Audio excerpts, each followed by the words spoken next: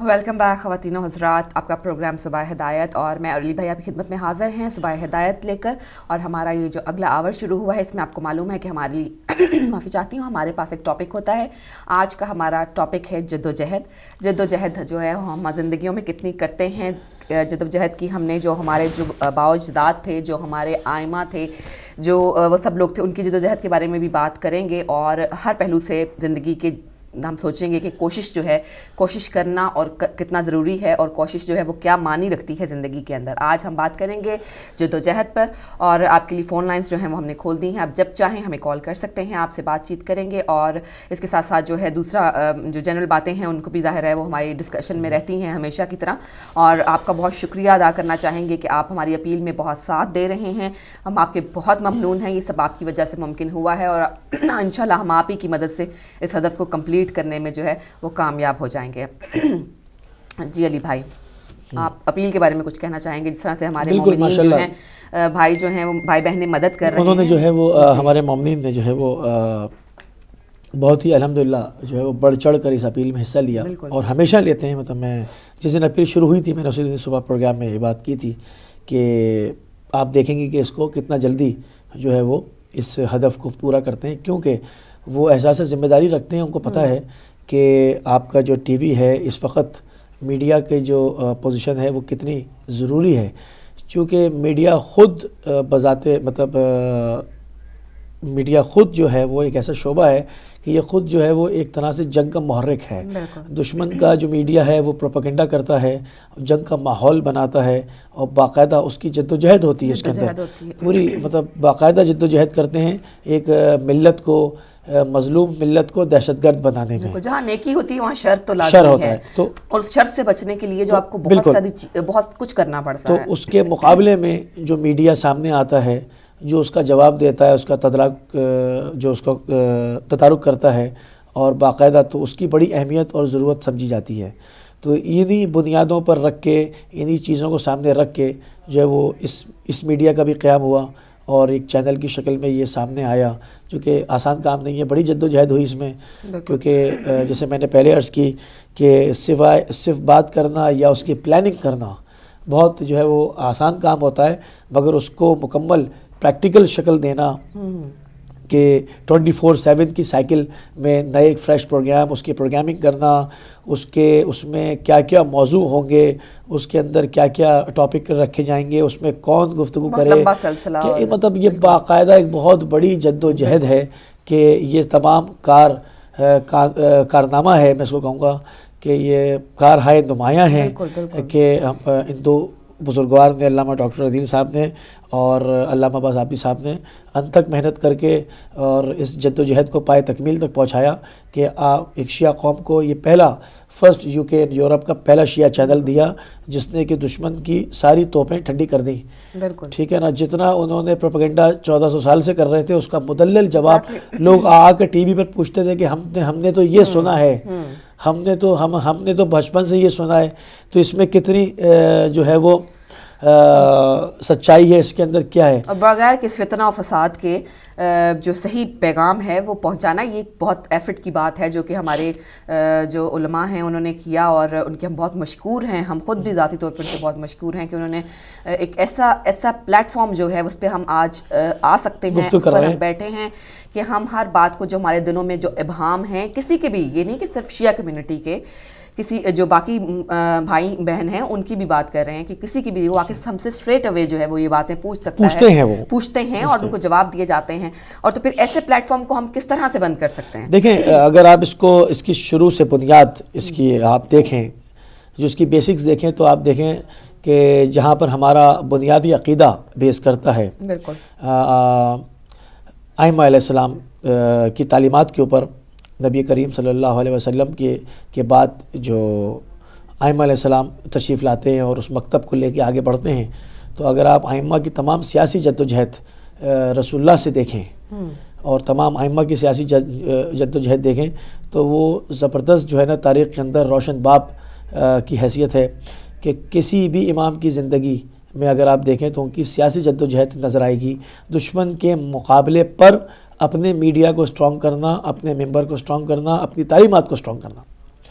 وقت بدلتا گیا، شکلیں چینج ہوتی گئیں، مبلغین کا طریقہ کار، وہ تمام چیزیں بدلتی گئیں. تو اب نئے اس کے اندر جب دشمن ہتھیار لایا تو ہمیں بھی ضرورت محسوس ہوئی کہ ہم بھی اس کا جواب اسی جہت میں، اسی شکل میں دیں. اور اس کے بہت سارے دور رس مقاصد بھی سامنے رکھے گئے، لانگ ٹرم اسٹریٹجی بھی ہے اس میں. اس کے اندر خالی دشمن کا جواب دینا ہی نہیں ہے، خالی اس طرح سے بھی نہیں ہے، اس کے اور فائدے بھی ہیں. مثلاً بعض لوگ کوشش، ایسا ایک طبقہ انسانوں کا ہوتا ہے جو کوشش ہی نہیں کرتے دین کو سمجھنے کی، دین کو جاننے کی، جا کے کتابیں خریدنے کی، لائبریریوں میں بیٹھنے کی. آپ کو ایسے لوگ معاشرے میں کم ملتے ہیں. بڑا طبقہ ایسا ہوتا ہے جو بالکل اس سے دور دور رہتا ہے، وہ اپنے جو ہے وہ دن رات کے روزمرہ کی زندگی میں مشغول نظر آتے ہیں. ٹی وی وہاں پر بڑا افیکٹو کام انجام دیتا ہے کہ وہ ان کے ڈرائنگ روم تک، ان کے سٹنگ روم تک تمام تعلیمات کو لے کر ائمہ کی پہنچ جاتا ہے، اور جو ہے وہ ان کو بغیر کسی فاصلے کے جو ہے وہ ڈلیور کرتا ہے. تو اس کا ایک پہلو یہ بھی ہے. دوسرا پہلو اس کا تبلیغات ہیں، مطلب اس انداز سے کہ جتنے ابہام پیدا کیے گئے 1400 سالوں میں، جتنے پروپیگنڈے کیے گئے تشیع کے خلاف، اس کا عملی جو ہے وہ جواب دیا جائے، اس کو مدلل ان کو جوابات دیے جائیں، تسکین کی جائے، نہ کہ اور جو فتنہ و فساد پھیلا رہے ہیں اس کے مقابلے پر اس دنیا کو امن کا گہوارہ بنانے میں حق اور سچائی کا ساتھ دیا جائے. تو یہ ایک بہت بڑی کاوش ہے، بہت بڑی جد و جہد ہے، انتھک محنت کہوں گا اس میں. انتھک محنت کے بعد، انتھک جد و جہد کرنے کے بعد یہ رزلٹ سامنے آتا ہے کہ ایک پلیٹ فارم شیعہ قوم کو ملتا ہے کہ آپ اس کے اوپر اپنی بات کر سکتے ہیں، اور آپ کے علاوہ نان شیعہ اور تمام مسلم اور نان مسلمز جتنے بھی فرقے ہیں، جو بھی ہے، وہ تمام لوگ آ کر اس کے اوپر بات کر سکتے ہیں. کیونکہ خالی اعتراضات ہی نہیں ہوتے، بعض لوگ معلومات کرنا چاہ رہے ہوتے ہیں. وہ ٹی وی کھول کر دیکھتے ہیں، کبھی ان کے سامنے جو ہے وہ مکتب تشیع کو اس طرح سے پیش نہیں کیا گیا، یا ان کو جس سے ان کی ملاقات ہوئی اگر وہ نان شیعہ ہے تو انہوں نے اس کے خلاف ہی بات کی. تو جب وہ ٹی وی پر دیکھتے ہیں اور ٹیلی فون نمبرز اسکرین پہ آ رہے ہوتے ہیں تو وہ فون گھماتے ہیں اور وہ جو ہے وہ اس کے اوپر بات کرتے ہیں. ان شوز کے اندر جو ہدایت ٹی وی کا خاصہ رہا ہے، اس کے اندر نان مسلمز بھی ہمارے پاس کتنی کالز آئیں، وہ کنورٹ ہوئے، اور انہوں نے جو اپنے ابہامات تھے وہ اس کے اوپر جو ہے وہ آ کر بات کی، اور وہ دور ہوئے، اور باقاعدہ توحید کی معرفت انہوں نے حاصل کی. اس کے بعد در اہل بیت سے وہ فیضیاب ہوئے اور اس سے مشرف ہوئے. تو یہ تمام چیزیں اس جد و جہد کے زمرے میں آتی ہیں. جب تک قومیں جد و جہد نہیں کرتی، خدا ان کے حالات کو نہیں بدلتا، خود بدلنا پڑا. تو خود تک جب تک وہ نہیں بدلتا، اور صرف ہم کوشش اور جد و جہد کی بات صرف یہ تو ہم نے آپ کو مثال دی کہ ہدایت ٹی وی کی جد و جہد کیا ہے. آپ اپنے آپ پر ایک زندگی پر ہی غور کر کر دیکھیں، اپنی زندگی پر ہی، تو آپ کو لگے گا کہ زندگی نام ہی ایک کوشش کا ہے، ایک جد و جہد کا ہے. اپنے نفس کے خلاف لڑنے کے لیے جد و جہد، اپنے حقوق کے لیے لڑنے کے لیے جد و جہد کرنا، اپنی جو آپ کی جو اپنی زندگی ہے اس کو صحیح اور بہتر بنانے کے لیے جد و جہد کرنا. غرض ہے کہ ہماری جو زندگی ہوتی ہے وہ پیدا ہونے سے لے کر جو مرتے دم تک ہے وہ ایک جد و جہد کا نام ہی ہے. ہر وقت کیونکہ میں نے جیسے پہلے عرض کی کہ ہمارا بنیادی عقیدہ امامت پر ہے، اور اگر ہم ائمہ کی سیاسی جد و جہد دیکھیں تو بے مثال ہے. ابھی ہم نے آج چکے روز شہادت امام علی نقی علیہ السلام ہے، تو اس حوالے سے ہم نے ایک کلپ بھی چلایا اور اس میں ان کی حیات کے اوپر گفتگو بھی کی. تو اگر تمام ائمہ کی سیاسی زندگیوں کو پڑھا جائے تو آپ دیکھیں کتنے نشیب و فراز اس دین نے دیکھے، اس مکتب نے دیکھے، مگر اس کو کس احسن طریقے سے وہ ان چیزوں کو جو ہے وہ لے کر آئے، اور آج جو ہے وہ عوام کے سامنے کتابی شکل، اور کتابی شکل کے بعد ایک میڈیا کی شکل میں یہ معجزات کہوں گا. کیونکہ دشمن نے جس وقت خون کے گارے بنا کے اور اولاد فاطمہ سلام اللہ علیہ کو دیواروں میں چن دیا، اور ان کے خون سے گارے بنا کے دیوار بغداد بنائی، اور انہوں نے اپنے کہیں یہ سمجھ لیا تھا کہ ہم نے ان کو اتنا کمزور کر دیا، اتنا کچل دیا کہ اب یہ کبھی سر نہ اٹھائیں گے، اور اگر جو بچے کچے ہیں وہ ہند کی طرف اور دوسرے ملکوں کی طرف نکل گئے، ہم نے کام ختم کر دیا.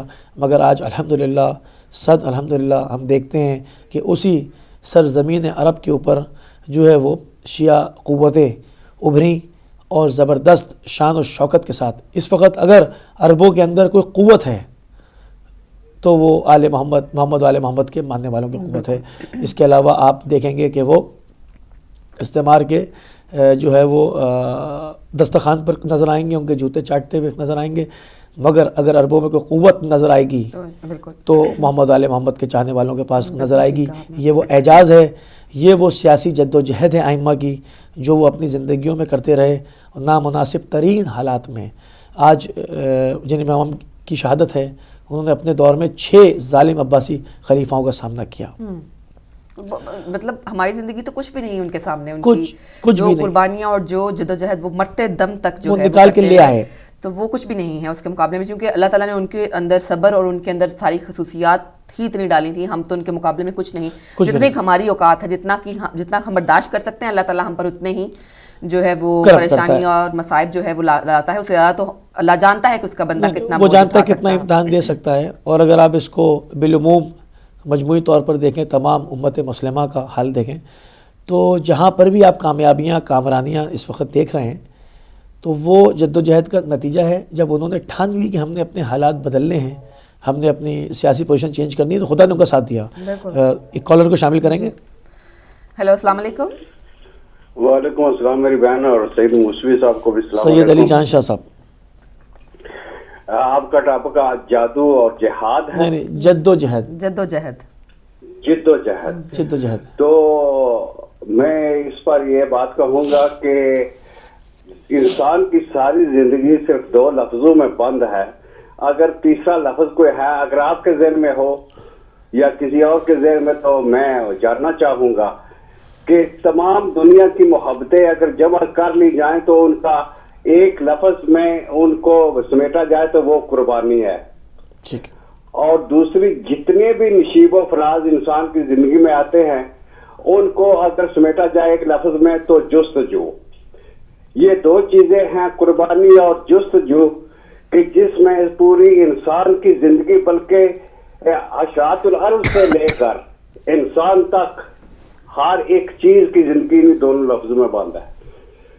تو یہ ایک جد و جہد جو ہے، یہ اگر جس طرف بھی ہو، چاہے یہ کسی نافرمانی کی طرف ہو، چاہے اچھی بات کی طرف ہو، چاہے بری بات کی ہو، ہے جد و جہد ہی. لیکن اس میں فرق کرنے کے لیے ہمیں محمد اور آل محمد کی تعلیمات نے بتایا ہے کہ یہ جد و جہد جو ہے یہ جنت کی طرف لے جائے گی اور یہ جد و جہد جہنم میں پہنچا دے گی. بالکل صحیح. تو سوچنا ہمیں یہ ہے کہ ہمیں ہدایت کے روشن میناروں کو چھوڑ کر اندھیرا، جن کے خود اپنے پاس اندھیرے کے سوا کچھ نہیں، ان کے پیچھے جانا ہے، یا ان کے پیچھے جانا ہے کہ جن کا فرمان پاک ہے کہ ہم دین کے روشن مینارے ہیں، ہدایت کے روشن مینارے ہیں. بے شک. تو وہ محمد اور آل محمد صلی اللہ علیہ وآلہ وسلم کی آل پاک ہی ہے اور کوئی بھی نہیں ہے. تو اگر تیسرا لفظ آپ کے پاس کوئی ہو تو مجھے میرے ذہن تک پہنچا دیں تو مہربانی ہوگی. لیکن مجھے ان 2 لفظوں کے بغیر زندگی، جد و جہد، قربانی اور جستجو جو ہے، یہ 2 چیزیں مجھے نظر آتی ہیں اشراط الارض سے لے کر انسان تک. صحیح کہہ رہے ہیں. بالکل شکریہ. بہت خوبصورت گفتگو فرمائی آپ نے. ایک اور کالر کو شامل کریں گے. ہیلو، السلام علیکم. وعلیکم السلام بھائی. نقوی صاحب. جی بھائی کیسے ہیں آپ کو بھی سلام ہو. جی وعلیکم السلام. آپ کا ٹاپک ہے جد و جہد. جناب. تو میرے خیال میں جد و جہد کا چولی دامن کا تعلق ہے عمل کے ساتھ بھی. بالکل. جب تک عمل نہ ہوگا جد و جہد اکیلا رہ جائے گا. جب جد و جہد کرو گے تو عمل نہیں کرو گے تو عمل بھی اکیلا رہ جائے گا. تو مولا کائنات علی ابن ابی طالب فرماتے ہیں کہ خود عمل کیے بغیر لوگوں کو عمل کی دعوت دینا ایسا ہی ہے جیسے بغیر چلا کے کمان سے تیر چلانا. بے شک. یعنی اگر آپ جد و جہد لوگوں کو تو کہتے رہیں کہ جد و جہد کرو، عمل کرو، لیکن خود نہ کرو تو پھر ایسے ہی ہے جیسے کمان سے تیر چلانے، بغیر کمان کے تیر چلانا. دوسرا فرمان ہے کہ جنت عمل سے حاصل ہوتی ہے، امید سے حاصل نہیں ہوتی. تو کسی چیز کو حاصل کرنے کے لیے جد و جہد کا ہونا ضروری ہے.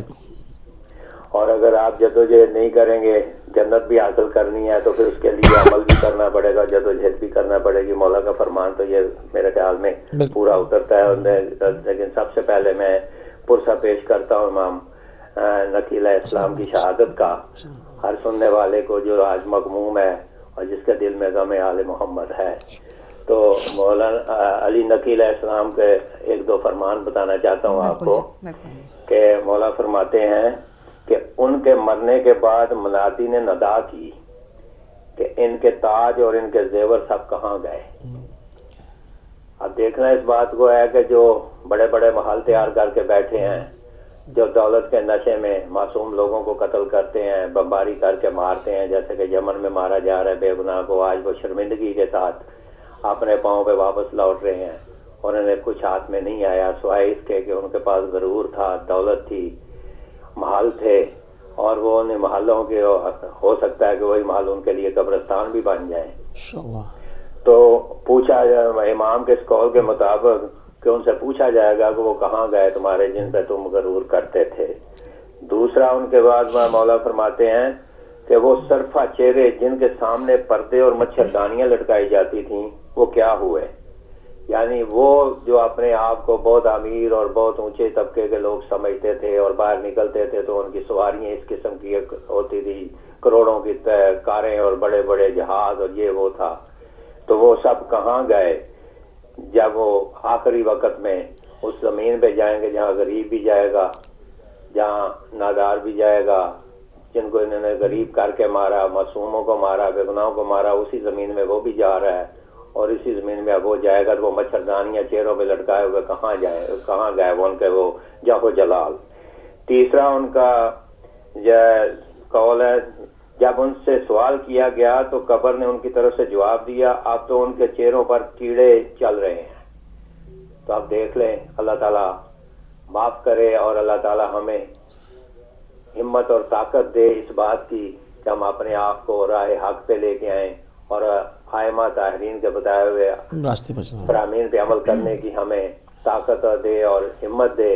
ورنہ حالت تو یہی ہے کہ جو بہت بڑے اپنے آپ کو فرعون سمجھتے تھے اور شداد سمجھتے تھے, جب قبر میں جائیں گے تو ان کے چہروں پہ کیڑے چل رہے ہوں گے تو پھر دیکھ لیں کہ ان کی آخرت کیا ہے. ان کی عبرت کا نشان جو قبر بن گئی, ان کے لیے قبر بھی تنگ ہو جائے گی.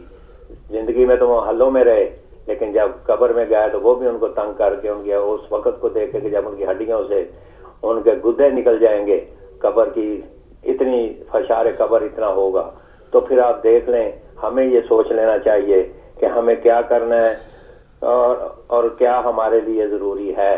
یہ تمام باتیں ہمیں جب اس در پہ آتے ہیں, آل محمد کے در پہ آتے ہیں, تو یہ ساری چیزیں ہمیں آخرت کا پیغام دیتی ہیں اور آخرت ہی ہماری زندگی ہے, آخرت میں ہی ہم نے جانا ہے.